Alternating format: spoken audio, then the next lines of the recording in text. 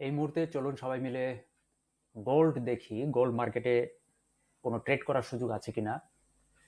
Trading view চার্টে H4 time ফ্রেমে gold technical analysis করছি। কোনো সুযোগ থাকলে ট্রেড করার চেষ্টা করব।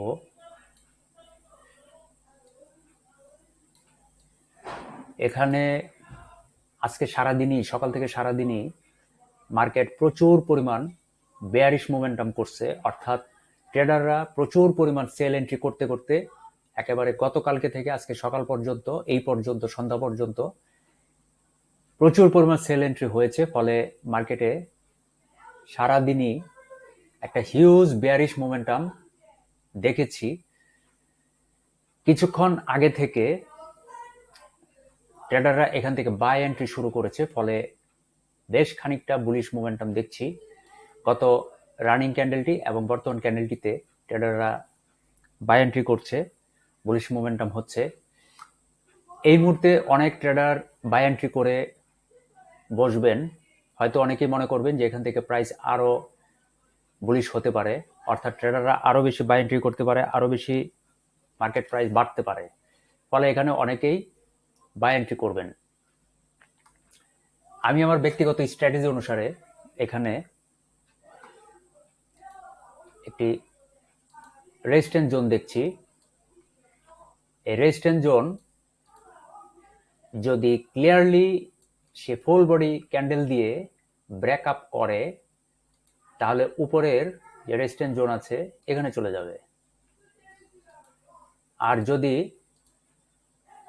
এইভাবে, ঠিক এইভাবে বর্তমানে যেভাবে রিজেক্ট করছে বা পিনবার তৈরি করছে বা উইক তৈরি করছে বা টেল তৈরি করছে, এবং এইভাবে যদি ক্যান্ডেলটি ক্লোজ হয় অথবা এই রেজিস্ট্যান্স জোনের নিচে যদি টেস্ট আকারে ক্লোজ হয় এবং ব্রেকআপ যদি না করতে পারে, তাহলে এখান থেকে ট্রেডাররা সেল এন্ট্রি শুরু করবেন। ফলে নতুন একটি বেয়ারিশ মোমেন্টাম আশা করতে পারি। তাই আমি এখানে বুলিশ মুভমেন্টে যাচ্ছি না, বরং আমার ব্যক্তিগত স্ট্র্যাটেজি অনুসারে এখানে আমি সেল মোডে থাকব। আর আপনারা আপনাদের স্ট্র্যাটেজি অনুসারে এখানে সেল বা বাই যা ইচ্ছা তা করতে পারেন, কারণ ট্রেড করবেন আপনি, প্রফিট লস সবই আপনার দায়িত্বে থাকবে।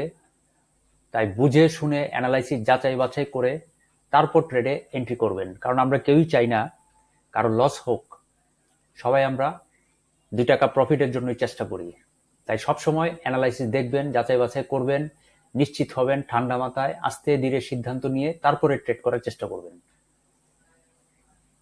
এখানে আমি সেল মোড দিয়ে রাখছি। আমার সেল মোডটা এরকম থাকবে। এখানে একটি সাপোর্ট আছে, এই সাপোর্টে আমি টার্গেট দিয়ে রাখলাম। তারপর দেখি মার্কেটে কি হয়। আমার ধারণা যে মার্কেটে এখানে বেয়ারিশ মোমেন্টাম করবে না, অর্থাৎ ট্রেডাররা এখান থেকে নতুন করে আর বাই মোমেন্টাম করবে না। বাই এন্ট্রি না করলে ট্রেডাররা অবশ্যই এখানে সেল এন্ট্রি করবে।